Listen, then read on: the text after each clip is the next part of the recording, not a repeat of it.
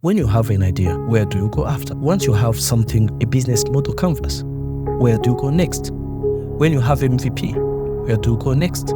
They will know that value chain. Yeah. I think it's something we are still facing today. I joined kLab in 2015-16 to be the general manager. But by the way, I started as the community manager, then the deputy general manager, then the general manager. kLab is a pre-incubator to help people to turn ideas into product.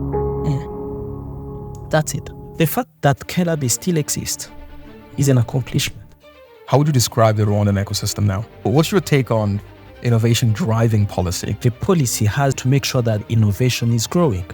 If we can learn how to work together, I think there is something that can be done. Being a small market, it has an advantage, but is to validate the idea. Is what I'm going to do a real issue? They don't know what to do. They want to find something to do. There are many reports. Try to access the information. If I can create a path for my young brothers, sisters who go through without the struggles I went through, I would be more than happy than that. Do you feel like entrepreneurs are trained or they're born? Aphrodice, welcome to the podcast. Thank you very much. Thank you for having me. Absolutely, man. It's not every day that you get to talk to a legend in the startup ecosystem of Rwanda. So let's kick off with, can you tell me a little bit about some of the key moments that have happened in your life that when you look back now, you're like, some of these things I had to go through them to become the person I am today? You know, what's the backstory? Interesting. That's really one of the difficult questions to respond, to answer. Why? Because it's, how can I say? The first one is when I was 10, 11. I went to study in rural area and in the northern province of Rwanda, in rural area. And I was always the second in my class. There was one kid called Mutabazi. She was always the first. And in the classrooms in Rwanda, we have the list. We're like Mutabazi Mutangana. And when you finished primary school, Mutabazi didn't get the chance to continue. He dropped out due to financial means. And he didn't get the chance to go to the secondary school. That's one. Second is, I remember meeting someone who told me her story. She was 83. I said, what can I do for this person? Technically. So, there are these small moments in life when you face something or meet someone and the people inspire you. And those are the main two I may say now because I have many.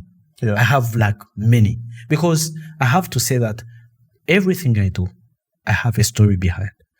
And most of the times it's how can I say, the unofficial reasons. Yeah. And what do these two stories teach you? For example, the first story I talked about of Mutabazi. I remember when I started managing kLab, it's when I started the program of teaching kids how to code. It's because I know we have many Mutabazi, these kids who drop out, not because they are dumb, but because they are poor. And the good thing, today, we have some infrastructures that we can use to prepare the next generation.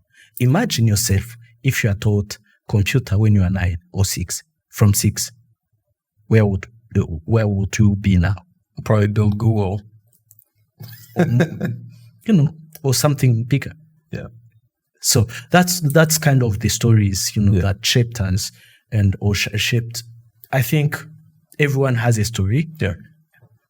Absolutely. And then, so you get to university, right? What did you do in university, and what influenced what you studied? That's a very good question. Yeah. I'm not comfortable. No, not comfortable. I say, let me say, at the university, I did agriculture. and crop production, is like, to be precise, I did crop production and horticulture. And after finishing, I got a job in a good institution, organization. I stayed there for 45 days and I left. Because I was not feeling, when I went to the university at the time, it was called National University of Rwanda. I wanted medicine. I didn't get it. I tried pharmacy. They said, no, you don't have enough marks. Yeah. So I had only 3 options. The first was agriculture. The second was chemistry. The third one was biology.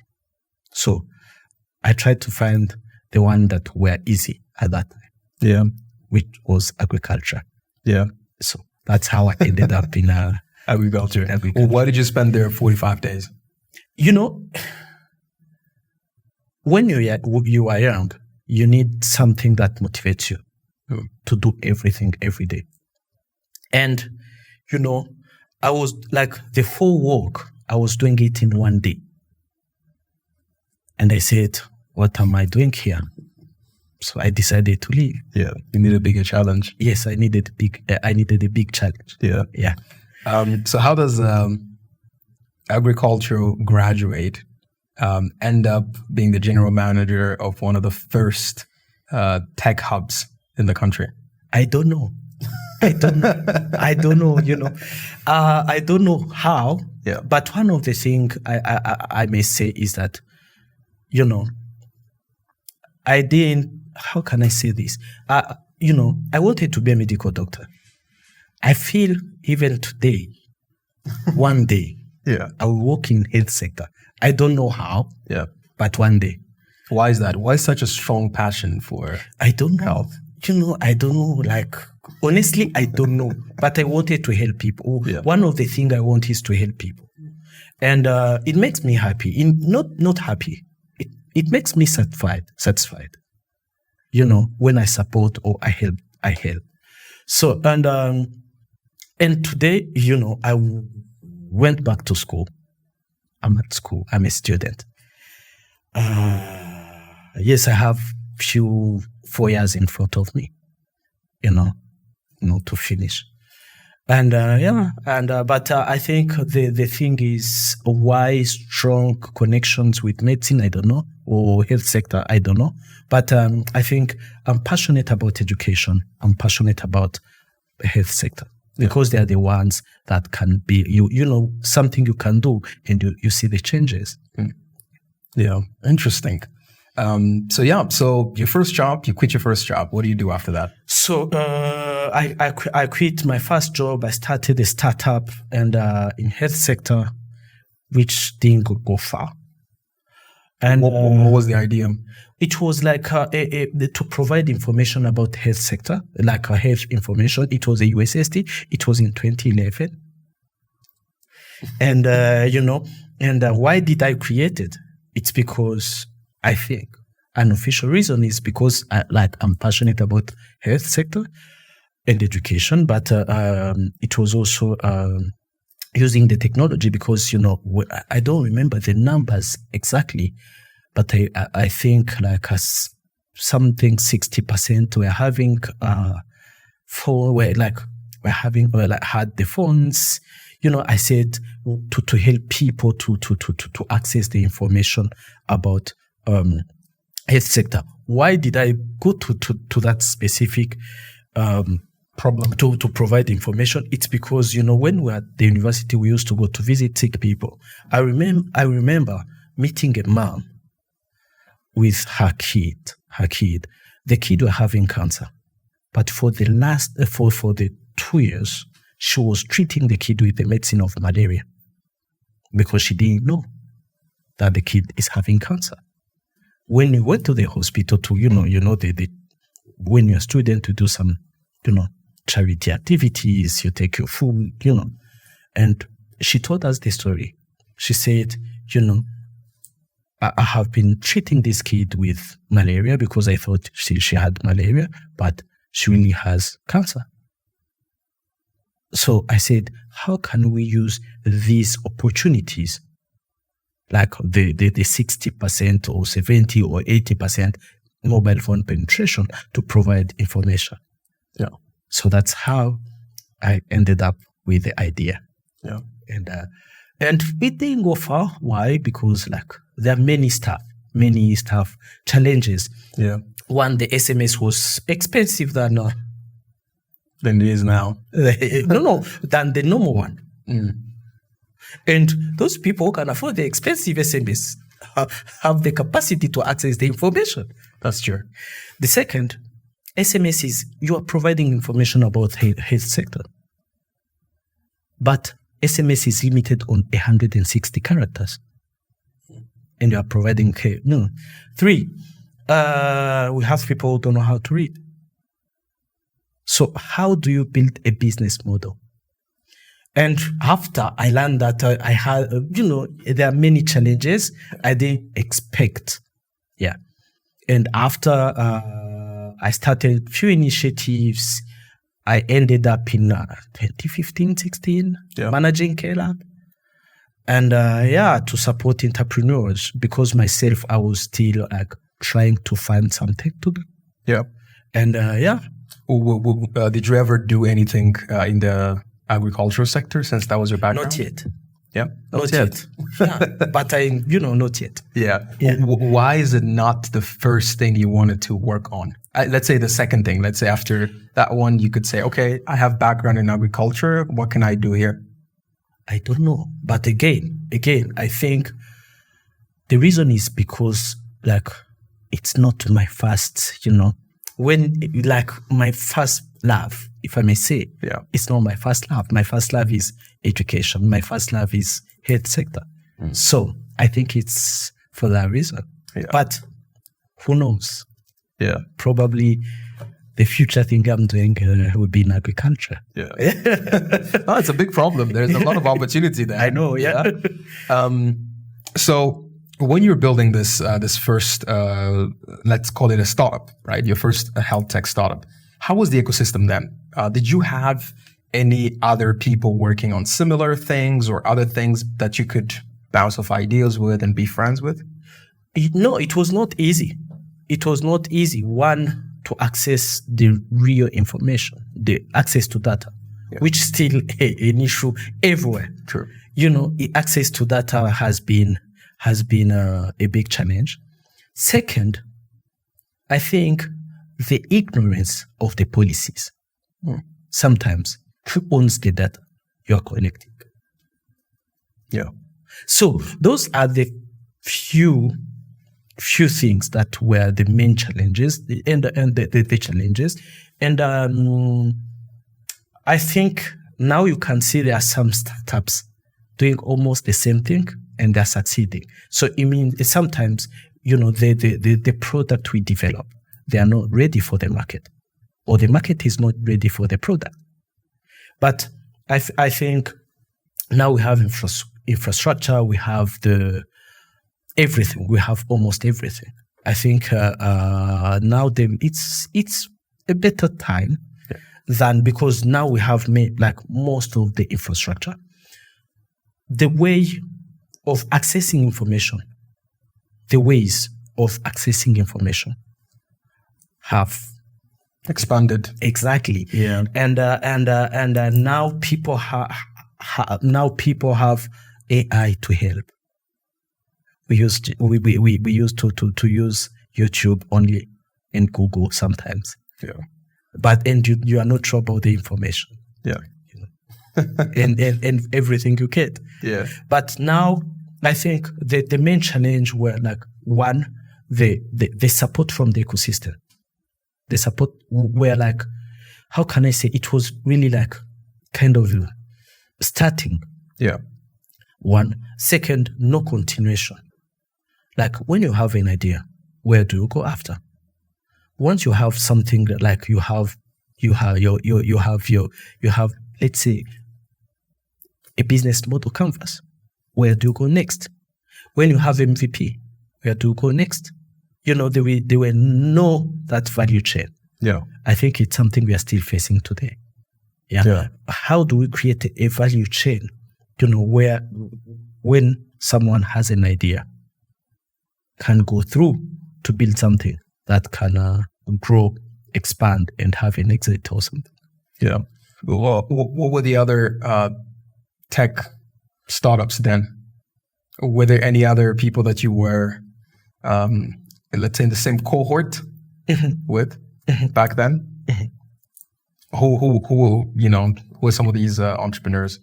They are still there. They're still there. When we started with the Shikambas, or with the Patricks, Kichana, or with Musa Habineza, there were many, and Esther Kunda, those are the entrepreneurs who contributed to build this ecosystem we don't talk about. But, Patrick is still in entrepreneurship. Musa has expanded in Ghana. Shikama he has a company, a startup called Food Bundle, and they are growing. I promise you, they are facing bigger challenges than because before we didn't know even the challenges we had. Yeah, but now we have access to information. We have many competitors. Yeah, absolutely. So tell me the story of kLab. So, I joined kLab in 2015-16 to be the general manager. But by the way, I started as the community manager, then the deputy general manager, then the general manager. Right. And the kLab is a pre-incubator. Like many people, they were thinking is an incubator. No, it was a pre-incubator to help people to turn ideas into products. That's it. And they were offering mentorship, space, and internet. Open 24/7. When you have an idea, you wake up at night, you go to kLab, you work. Yeah. So that was the main, to help these ideas to become products. Yeah. Was there anything like that? No. Before? No, it was the first. And I think till now, they are at the universities, they are doing the same thing, which is really a good thing. I really, how can I say? Like, it's something really interesting to help these people. Sometimes I dream to see these people who are graduating from the university to turn their memoir, their dissertation into startups. Because they have done 4 years in a subject. They are writing something. They do the market, how we call it. Is it research? Research. They have all the data. How about to turn that to monetize the memoir and the dissertations? I'm 100% sure that if you try to turn those memoirs into startups, out of 10,000 kids who graduate, young people who graduate every year, we can have at least 10 or 20 startups out of the 10,000. Yeah. And they can make a big impact. Yeah. You still think we need more startups? Of course. We need more startups, but we need also the support. How can we create a value chain? What I was saying, how about if I start with some people, they have ideas, you help them to have the product.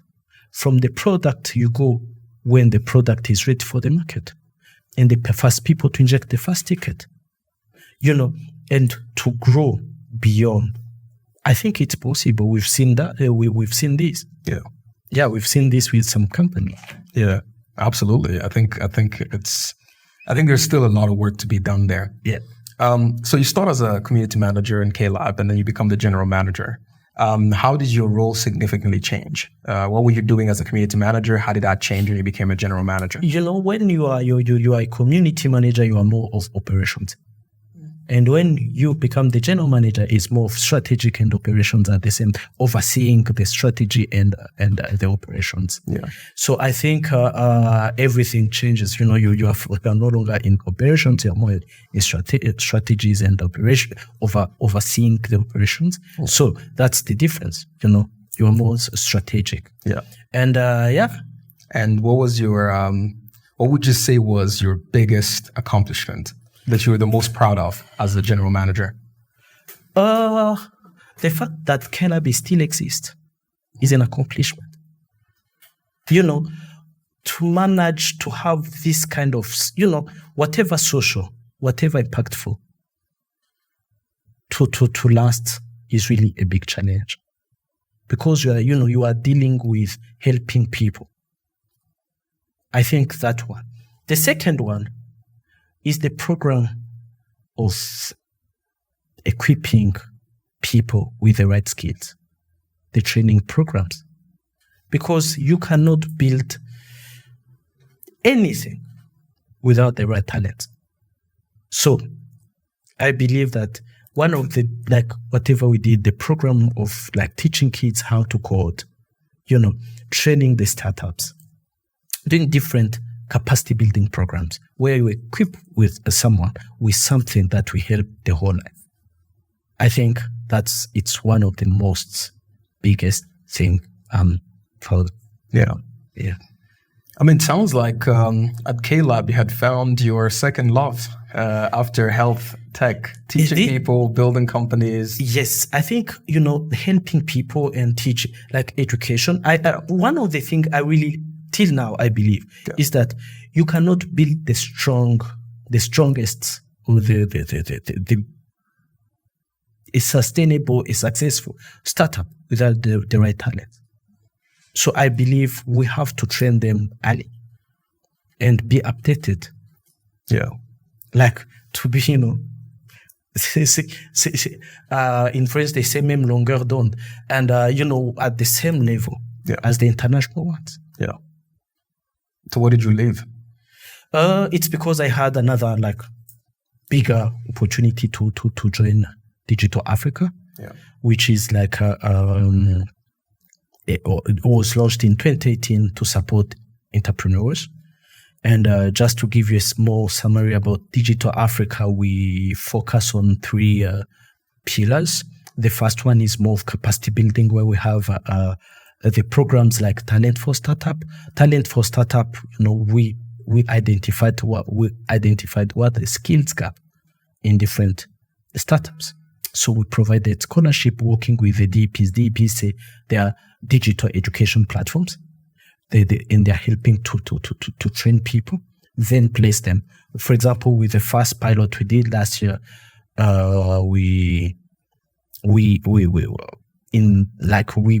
at more than 65% of placement, which is really good. And now we launched the second one bigger, 5 times bigger than the last year. And we are doing the first one, we did it in 10 countries, and now we are doing it in more than 15. And that's one. We have programs in deep tech called Brain. We have the access. One of the biggest elephant in the room is access to finance. And we have different programs. We have I can mention 3. The first one is called FISE. And FISE is a 6.5 million fund, euros, where we invest 20,000 up to 100,000. And it's focusing on French-speaking countries. And the second one is called Bridge. We did, at the time, it was launched in 2020 to support startups that were hit by COVID, and the ticket size were 150 to 600,000. It was a debt.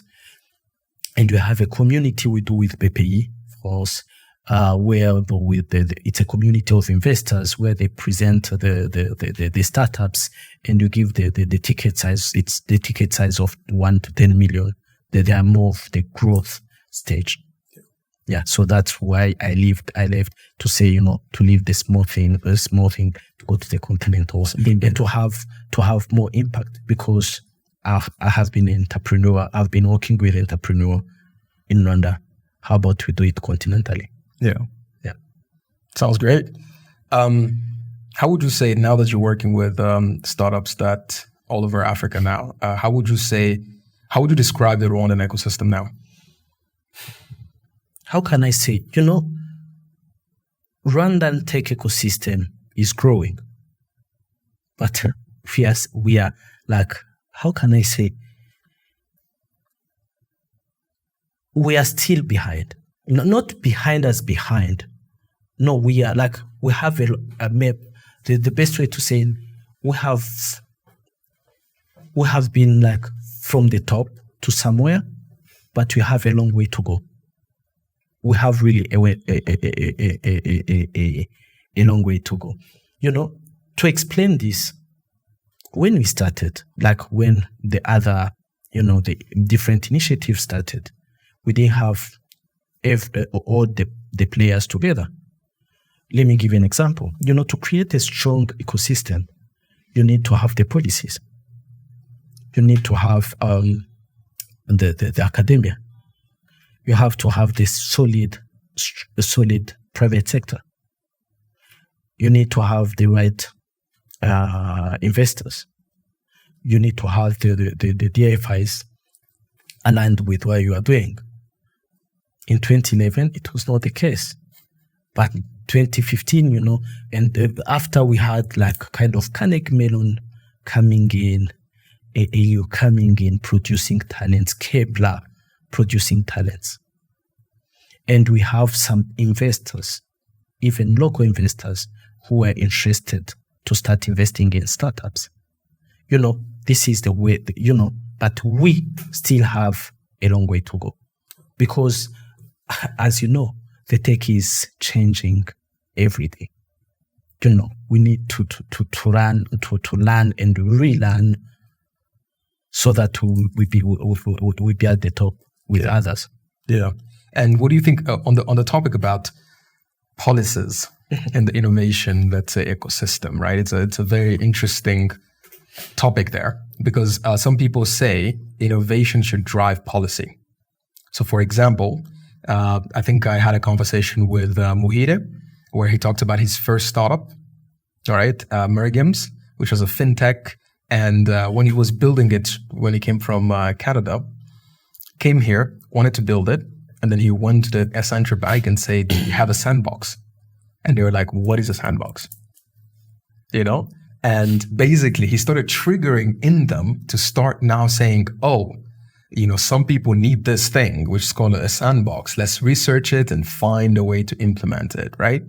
So, in some markets, in, most markets, when you look at these stories of Steve Jobs and all these different people, they had to fight with a government by saying, "Hey, we've developed something that is so robust that people need, but you don't have the policies in place and you're going to slow us down." And then basically you realize that the ecosystem is, pushing for these policies to come because sometimes the government does not know, like they have a lot of other things to work on. So what's your take on innovation driving policy? Telling entrepreneurs to dare more. I think it's really a good question, but really difficult to respond. To say like the issue is policy or the issue is innovation. Exactly. Because I think the policy has to, to make sure that the innovation is growing. And sometimes the entrepreneurs, they think what they are going to do is going to change the world. How many startups have changed the world? So that, to help the policy. That's the question, and I think the policy makers, what they do is to make sure they protect and they put in place a good environment. So I think the innovators should explain why they should have that policy, which is a win-win. If they create the right policy, it will create a platform for many innovations to start or to be launched. But we, the entrepreneurs, they have to explain why. For example, access to data. When you tell them that when I have data, I can build something suitable, ready for the market. And the data can be used to predict or to do something. I think it's a win-win. It's a conversation. Not every technology stimulates policy because most of them, they have risks. And sometimes, I face the same challenge as Muhire. I remember presenting a product somewhere.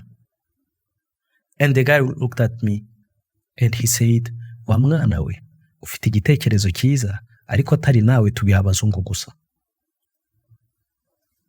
Okay? So this is, sometimes you are young, you have an idea. You go to explain it to some people. They don't listen to it. They say, you are young, don't have experience. But sometimes, you do, as a young person, you don't know the risks behind what you are going to do. Yeah, that's true. And when you look at AI, right, problem of data, obviously technology sparked the interest to create policies around data, but now even more so with AI, right? Because AI can tap into anything. You can give it a document, it will extract the information, keep it, right? And then now you saw that with OpenAI, now the CEO has to go and respond, in the, what is it? How do they call it? The parliament equivalent to that for the US, right? To go and respond, right? And talk about how are they actually using data and stuff. So, but then you see that, they had to create something, right? Because they're like, there was no policy, there was no AI policy before AI became something commercial, right? So these guys were scientists, they went, developed something, and now the government is like, whoa. Okay, we need to pay attention to it. We love it. It can do so much good, but now we need to develop a lot of these policies. I think for me, what I always think about is sometimes I see a lot of entrepreneurs stop innovating because they feel like, the policy is not around, so let's stop. But sometimes I feel like if you become so successful that they can't ignore you. That's true. No, yes and no. For the biggest, yes, when you are a big guy, you can, because you have data to prove. Yeah. I think for the young people, we need to learn how to make the cases. The case of what you are believing in. Today, what you are doing, let me give you an example of bag. Okay? You are identifying talents. You help them and you help to place. It's because there is some numbers you did put on the table. You said we are having, an example, we are having 1,000 kids, 1,000 young people who are graduating. And only 10 are getting the jobs. But with BAG, we can help you to get 100. So once you make a case backed with numbers don't lie. Everyone will listen. Yeah. I think what we miss sometimes is, to access those information that can help us make a case. Or sometimes we are lazy and we don't want to go to look for what we want to prove, and we use our emotions. Use our emotions. Yeah. Yes. Yeah, we try to sell our emotions than numbers. Yeah. What do you think specifically is missing in this ecosystem right now at the moment, whereas today, right? Right now, you are in the shoes of, yes, an ecosystem builder at Digital Africa, but you're also an investor now. You are looking at companies from Rwanda giving you presentations. You're looking at innovations from Morocco and all these different countries. What's coming out when you're looking at these things and saying, this is where we're still missing Rwanda?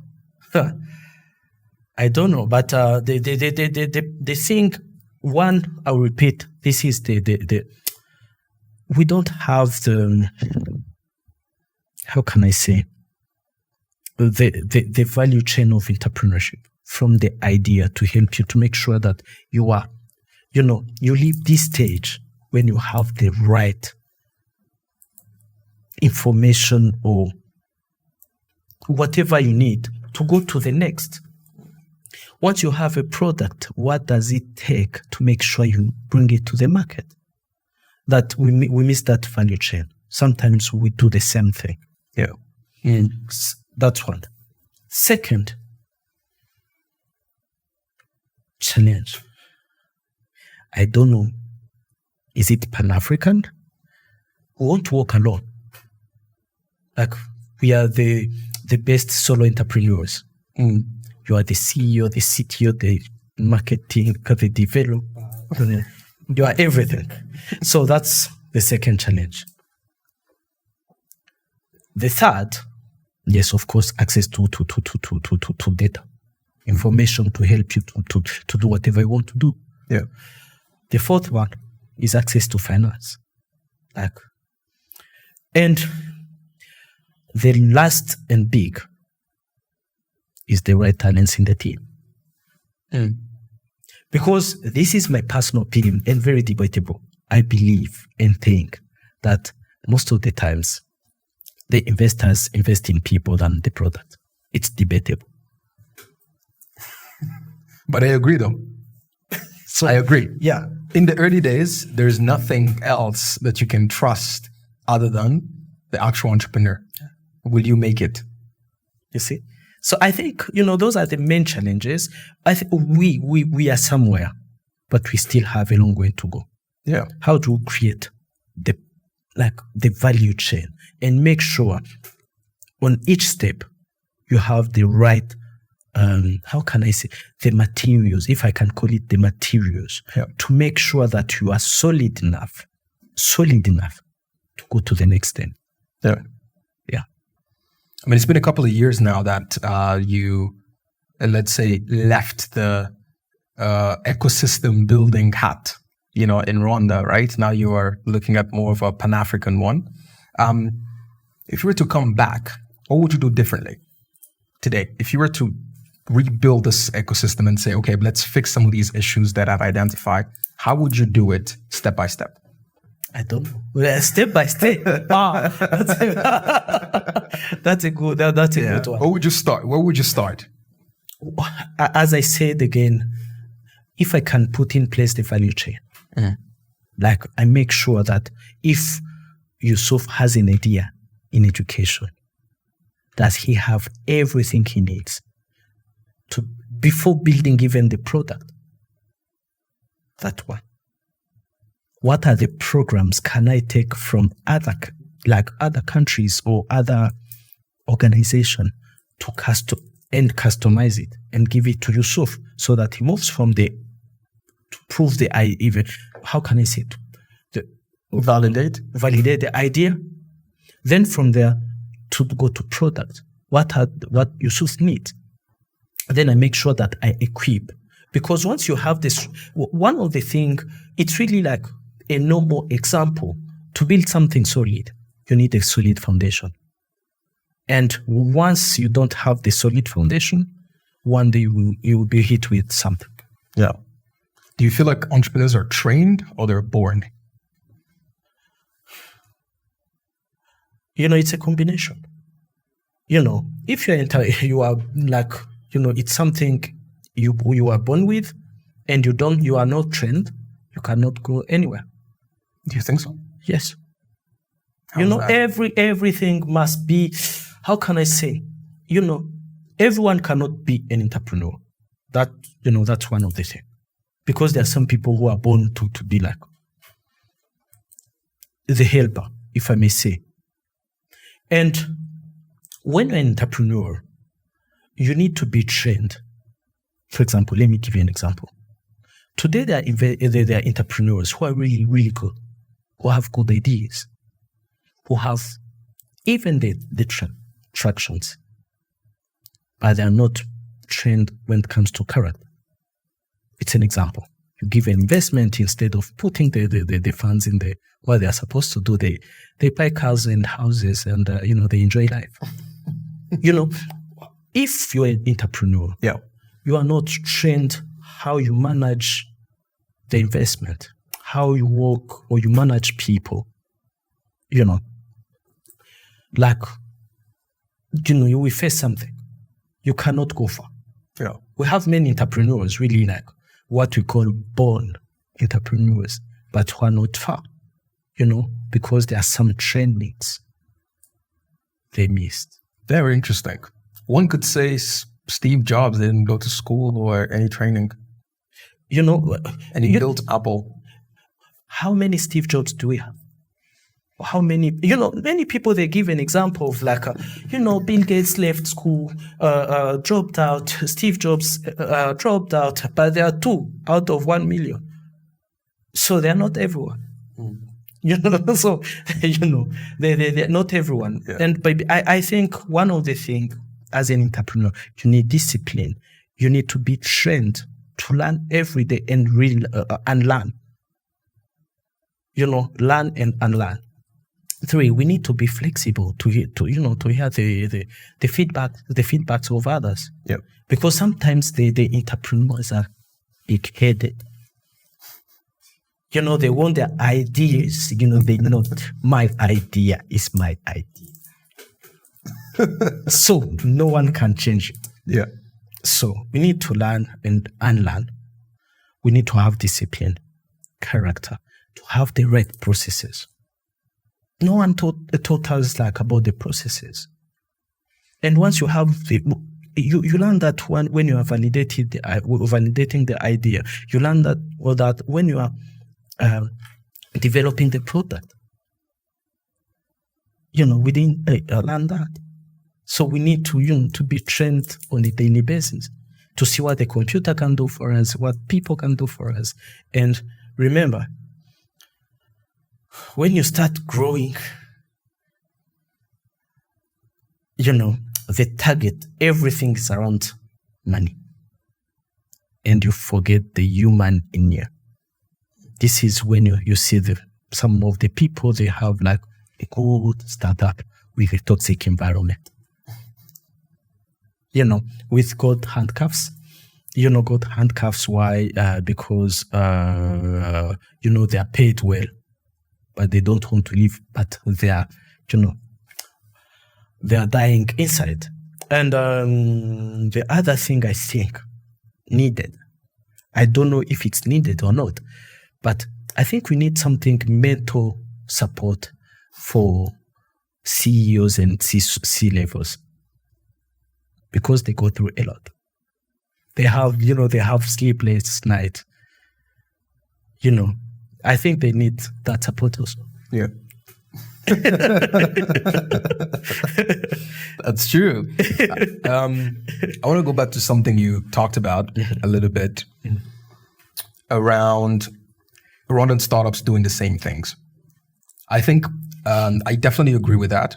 It's something that I've definitely seen. I think now I'm getting close to 7 years now in the tech ecosystem. I've seen a few startups as well. And I agree with that. You go to another pitching event, either you're just, a guest and you're just listening in, and then you hear an idea. Next week you go somewhere else and somebody else is building literally the same thing. And in my head, I'm like, I don't think the market is that big for two of you guys to be in. I don't think, we want one person to try first and then the other one to come in and solve something that they're not targeting, right? So how do you think we can solve this problem of people trying to do the same thing? Where does it come from first? Is it in us where we see somebody opening a barbershop and I want to do the same thing? Is it a cultural thing? Is it a lack of information? So how do we solve that cultural thing and how do we solve the lack of information thing? That's a good question. I don't know that again. Those are the difficult questions. But I think one is, I think the people, they imitate others because they have been how can I say, the pioneer in the sector. Yusuf, you're in the education, you have put in place all the information about education. Why should I go and start something like in sport when I don't have the right numbers? So I think that may be one reason. This, which is really how can I call it? Intellectual laziness. Right. And the second, I think, to help interpret, to make sure, being 5 doing same thing, I'm okay with it. I'm okay. Do it. Be competitors the best we rise. Or we be different. Today we have many boutiques, but we have the one we prefer. It's because there's something special they have done. And let's learn from one another. Instead of being, let's learn from one another. Share the challenges we are facing. Probably you may learn from me, or I may learn something from you. And being a small market is not a big issue. For me, it's not a big issue. It's an issue. It's an issue. But the good thing we have when you have a small market is the testing. The testing. Imagine to go to Nigeria to test something with 200 million. Ethiopia with 100 million. It's not easy. So I think being the small market, it's easier to test. But also, I think it's where you build the foundation, the real foundation. How should I adapt when I go to DRC, when I go to Kenya, when I go to Nigeria? I think it's that time you build the foundation. But the thing is, the people trying to imitate others, it's really like, but by the way, it's everywhere. It's not only in Rwanda.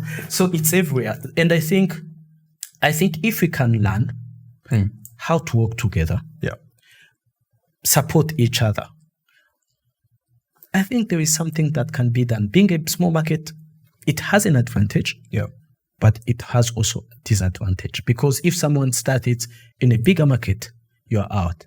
But there is a chance that the person or the company, the company from the bigger market can acquire you or work with you. Yeah.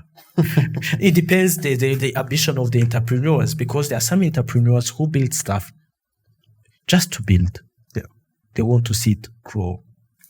There are others who are like, if I get an exit, I'm out. It depends which type of entrepreneur you are. Yeah. You mentioned entrepreneurship is not for everyone. All right. Who do you think should be an entrepreneur? What is a good reason to be an entrepreneur, or what are good reasons? I think I'm the wrong person to respond to this question because, it will depend. Yeah. There are some people who want to be entrepreneurs because they are seeing money. No, let me say it this way. There are some entrepreneurs, they say, I want to get money. Others, they say, I want an impact. I want to create something. And when, try, what I say, everyone is not an entrepreneur, but to know who is the entrepreneur, try and fail.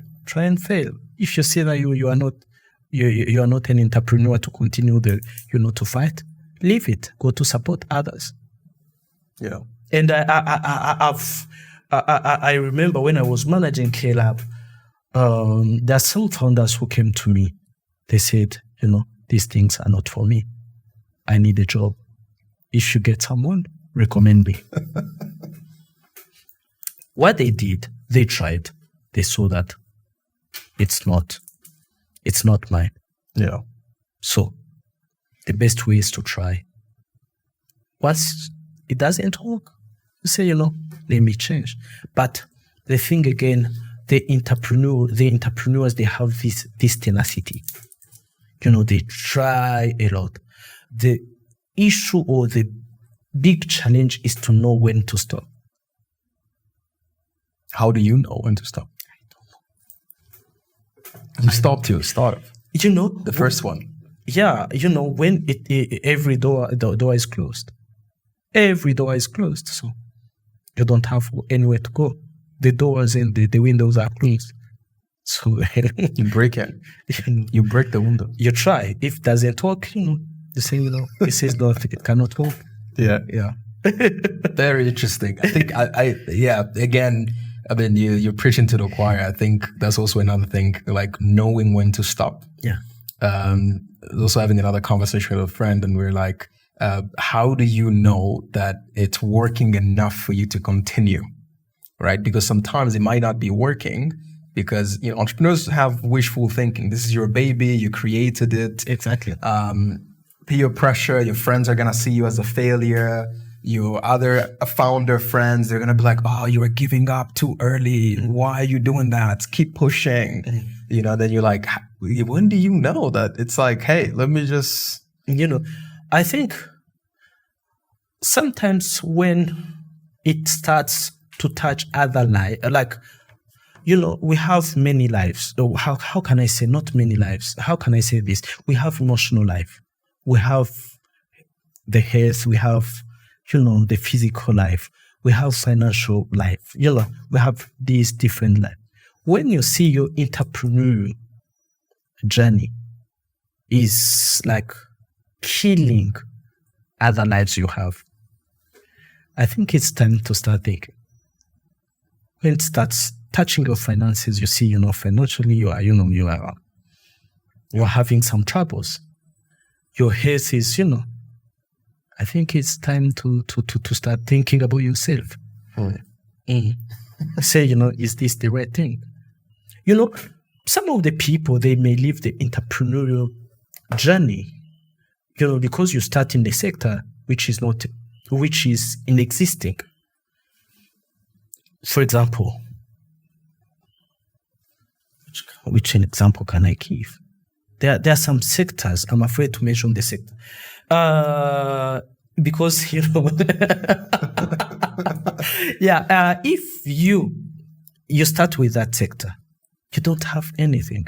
Once you are the first, you will face many challenges. The way the firstborn, the parents, they learn how to grow a kid or to help a kid.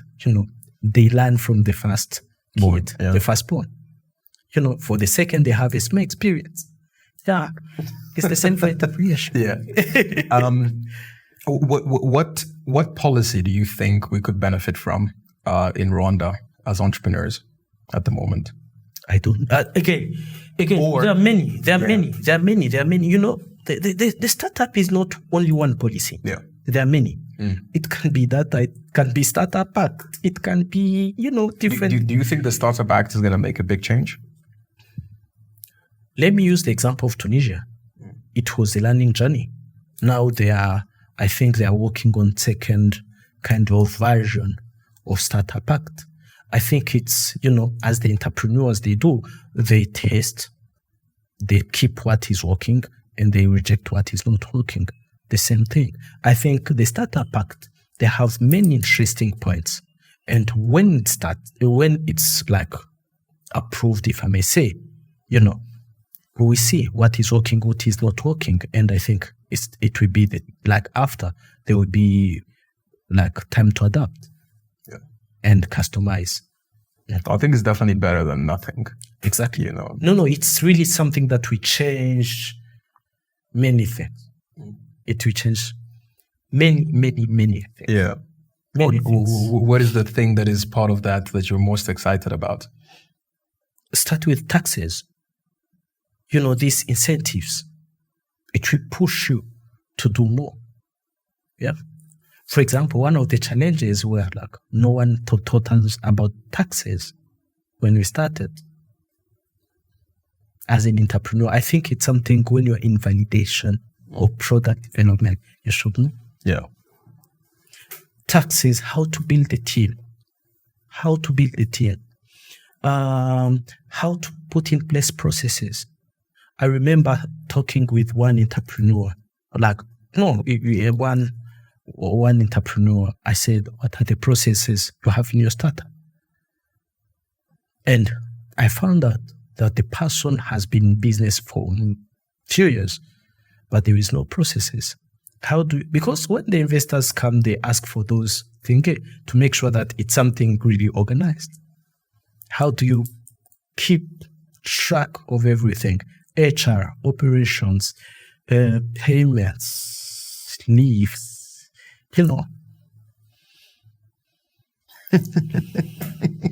Crazy. Yeah. I want to talk a little bit about, do you see any major difference in, let's say, the personality traits of the entrepreneurs part of your cohort of 2010, 2011, 2012, and the entrepreneurs that are coming up now, right? The new generation, let's say. Do you see any difference in the way that they approach entrepreneurship, let's say? That I think it's there. The first difference is the advancement of the technology. Back in 2011, the tools or the platforms we had access to, and today what they have access to, they are totally different. Second, the perception of the continent. Back in 2011, 2012, everyone was seeing Africa as nothing. But today is a different story. So I think there are many things. That one, it's more of external. Internal. I think when you start the 20, why you are calling the 2011, 2010 cohort, they faced many challenges, but one of the things they had positive was like the tenacity to know, like, I need this. I have to fight. I have to do everything it takes to get there. But nowadays, I don't know what happened. Is it because we have many unicorns coming up? And back in 2011, I didn't know even the word unicorn. Is it because we are seeing some young people of our age or younger than us becoming the young billionaire, and we want to be the same in one day? I think, they are like external. I think there is a big difference because of the external factors. Internally, I think, again, the tenacity, we need to be these entrepreneurs who are like, one, focus. Second, we know, focus, we know what you want. Second, to know that everything, when a kid, for a kid, a child to start walking, there are processes. You crawl, and there are processes when you get where you can even run. Yeah. Are there any tech companies that you're very excited about in Rwanda at the moment?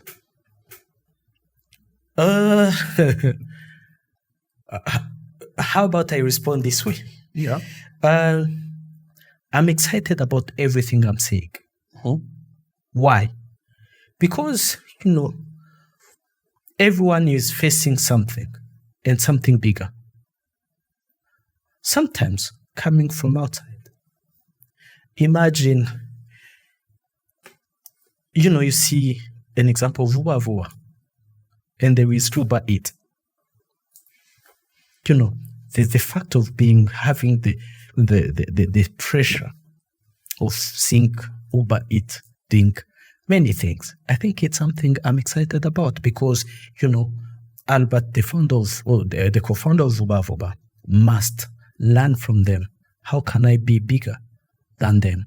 What can I do to be the first African company to acquire them? I think it's everything is interesting. The good thing is that the technology is changing every day. So you will not sleep.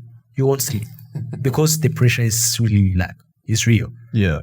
And yeah, I'm excited about those things. Yeah. Today you say I'm in transport. There are some people out there doing amazing stuff. You say, if I go to Rwanda, I see what are the gaps. Yeah, I can take advantage of this. But the young person here, or the young entrepreneur, or the small business, the small business is looking to the big ones, and they say, I want to be like that one, and they learn from them.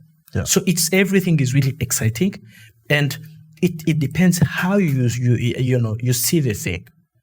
Do you want them, to say I'm excited about AC Group, about Vuba, about I will be more than excited to say, if I was saying, I'm going to compete with this Nigerian or Ethiopian or one.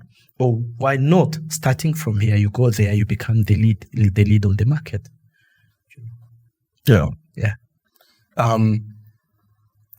Are there any challenges that you feel like the market that you're facing, let's say in Rwanda, Rwandans are facing, right? Yes. That you feel like it could be very interesting to see technology solve those problems. What are some of those problems?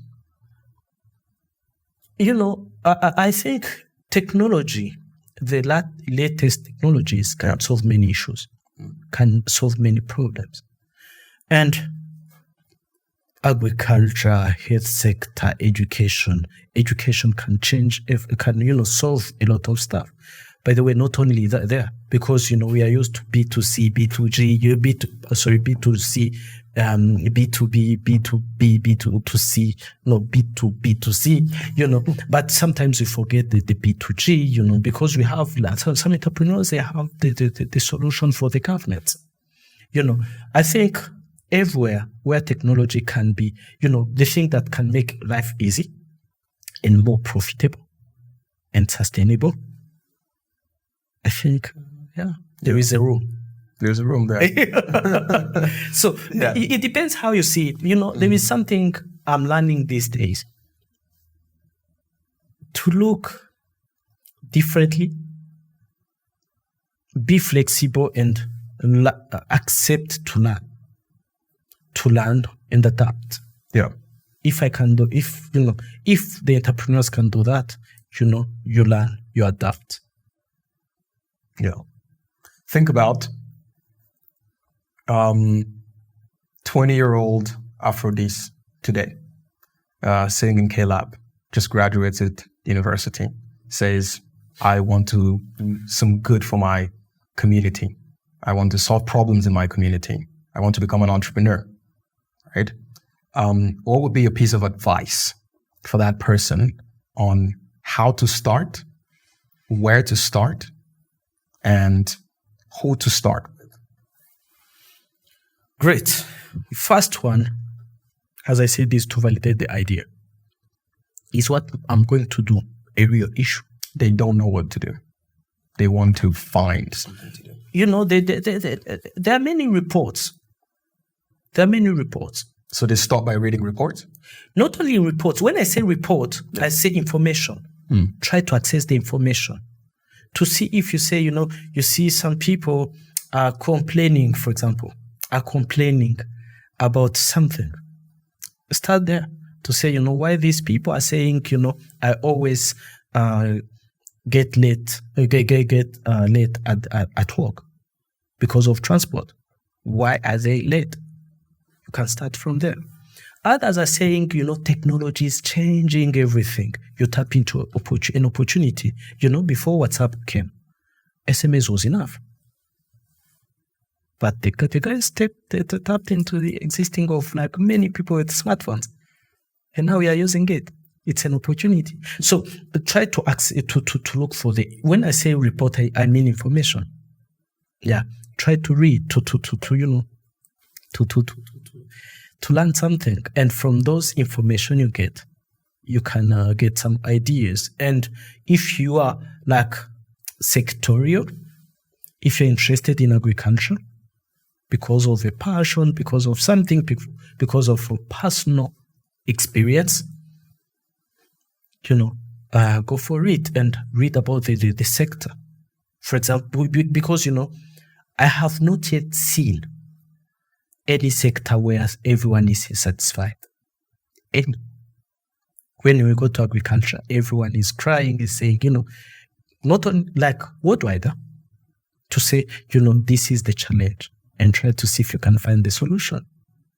And this is where you start. Then once you see where do I want to go, you start to validate the idea. See if the product is feasible or not. The development. Check if the market can use it or not. Those are the steps. The way I'm saying it, it's like it's TikTok. It's not. Some of them may spend 5 years validating an idea. This is where the entrepreneurial, how can I say, spirit comes in. Yeah. To say, I see the light at the end of the tunnel. But sometimes the tunnel is too long.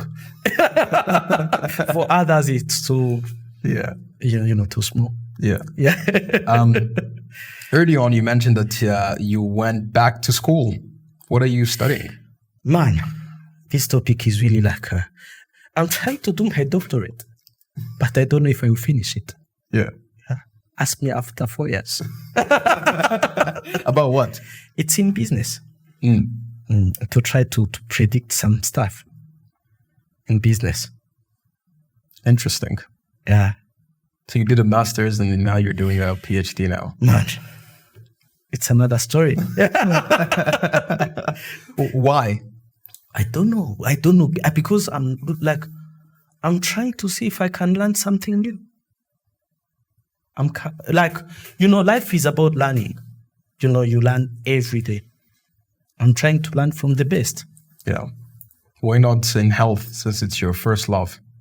Why not? I will see. So yeah, it can be health sector, it can be education, can be agriculture. But I will do whatever can change the lives of people. When you do something. I remember one story. When I was doing my trainings, we started to do the trainings. I remember when we were teaching some refugees somewhere, and they were telling us, when they were using the clavier, how we call it? Keyboard. The young people are saying, teacher, they forgot. And after 1 month, you see someone developing a static website. It is satisfying. It is really satisfying. Yeah. When you do something that you can see the impact or you can see a change. And, the good thing about this one, for example, is that to tell this young person that a computer is not for those people you see in offices. Even myself, it can help. Even yourself, it can help you. And second, it teaches you. This is a simple example, is that, I can use this machine, this tool to do what I like, to do what I want, to do what I want to do. And it can help you, discover your passion. Yeah. We talked about this earlier before our conversation, but what do you want your legacy to be? If I can create a path for my young brothers, sisters to go through without the struggles I went through, and I don't want to know that I'm the one who did it. If I can, create a way, like a channel where they can go through without facing what I faced, I would be more than happy than that. I would be more than happy. Yeah. So what's next for Aphrodice? What's next for him? The next moves, I'm trying to learn every day and see if I can put my knowledge, in the use. That's what for the moment. I can't say, I'm going to go to private sector, to public sector, no. But if I can use efficiently what I have got and put it in use and create, how can I say, the channel or the way, pave the way for my young brothers, for others to use it. Yeah, that's what I'm looking for. Yeah. The OG, Aphrodice, thank you so much for coming on the podcast. Thank you for having me. Sharing your story, sharing for the amazing work you've done over the last couple of years, for the ecosystem and the work that you're doing now in a new position. And we look forward to what you're going to do next. Thank you very much. Cheers. Thank you.